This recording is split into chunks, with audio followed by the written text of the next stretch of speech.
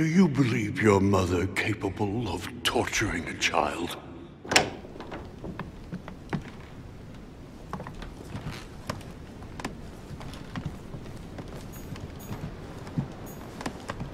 My dear George, I'd like to invite you to join me as planned at my place. I have a project to show you. It is time that the United States played a more important role on the world stage. I understand your reluctance of playing with fire. I know your new country is very young, but rest assured that I would do nothing to jeopardize what we have built together. I look forward to seeing you soon. Your friend, William. It looks like a note between Emily and Washington about trade deals.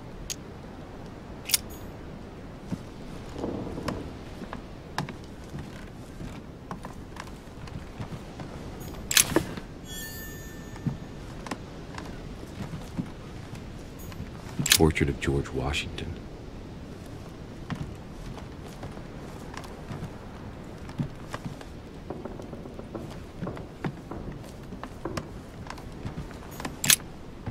Greetings, Louis. Mr. President, you can guess why I'm here. Of course. Lord Mortimer has sent me to ask you a few questions about last night. It's... How am I going to tell Elizabeth's father that she's dead? I know, Mr. President. I shall endeavor to find out the truth about this tragedy. I must ask you to help me, though. Please. Find the degenerate pig who did this, Louis. Are you all right, Mr. President? Are you feeling all right? Oh, don't worry. It's this rotten toothache. What do you expect? I'm no spring chicken now. I'm talking to all the guests to find out who has an alibi and, well, who doesn't, Mr. President. Can you tell me what you were doing last night so that I can strike your name off the list? I spent the night right here, reading. All night? Exactly. Emily stopped by in the middle of the night. You can ask her. She wanted to talk about some business we have in common. Anything whatsoever to do with Elizabeth? Not at all, Louis. A business matter. Were you aware that Elizabeth took laudanum? Yes. She came to ask me for some. She had finished her reserve, I believe. Did she tell you why she was so desperate to get some, Mr. President? She said she had terrible migraines that wouldn't go away. More likely for the voices she heard, not the migraines. Tell me, Mr. President, had you spoken to Elizabeth since your arrival? You know her father. You thought she was dead. No, I didn't. And I believe I'll be taking my remorse with me to my grave. I wanted to, but I didn't know where to begin. You can't blame yourself. You couldn't have known that her days were numbered.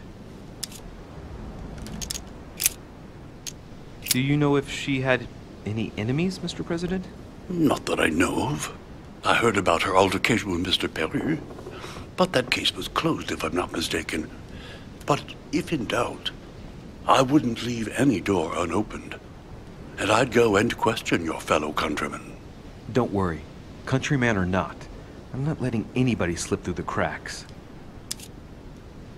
Do you know why she came to the island? To get help, if I'm not mistaken. Isn't that right? Indeed. Sir Gregory suggested to her father that he introduce her to Lord Mortimer to see if he could help her. It would appear that she wasn't invited to the conference. That doesn't surprise me.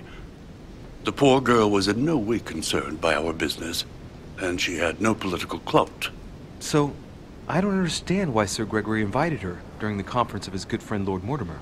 He must have realized that he wouldn't have much time to grant her. Preparing a conference does not seem an easy task. On the evening of our arrival, Lord Mortimer didn't even welcome us, what with his being so busy and all. Yes, you're right, Louis.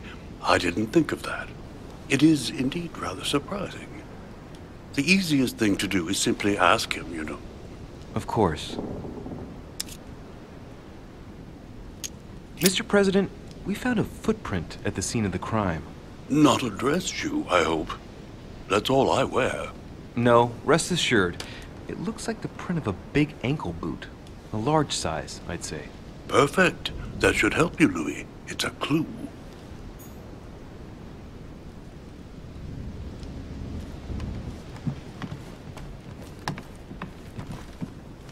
A map of Vermont. A map of Vermont.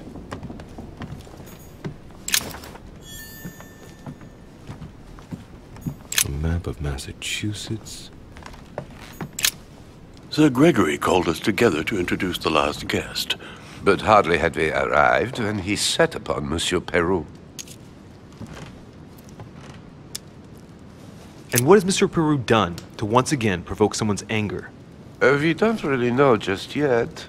I get the feeling it won't be long before it gets out. Go beyond the nightmare. Does this line remind you of anything in particular? You've caught me unaware here, Louis.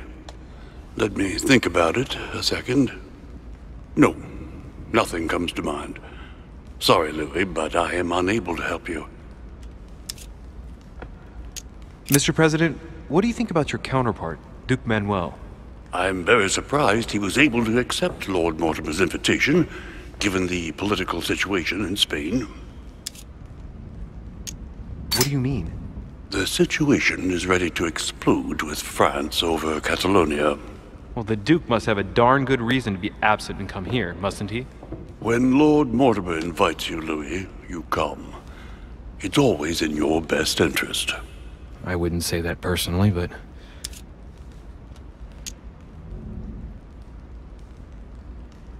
Mr. President, can you tell me a little more about the coming conference?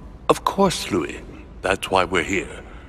Lord Mortimer or Sir Gregory regularly organize meetings like this to put forward major projects. What do you mean by major projects? I'd prefer to let Lord Mortimer explain that to you, Louis. Let's say he brings together influential people in order to consider possible actions to undertake to guarantee the future of nations. Do you know the theme of the conference? Not in the slightest. None of the guests know the theme before arriving. But you'll see, everything will turn out fine. Don't worry.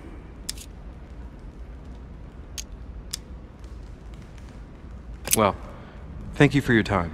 Don't mention it, my young friend. Regarding your question on the nightmare, don't hesitate to question the others about it. Maybe one of them knows more than I do. That's a good idea. Thank you once again. I'll see you in a little bit. Is everything all right, my young friend? Mr. President, you might be able to help me. I'd like to know where that sword comes from. Any idea? It reminds me of the statues in the garden. I can't guarantee it, but you ought to go and see. You never know, do you? Thank you, Mr. President. You're quite welcome. See you soon.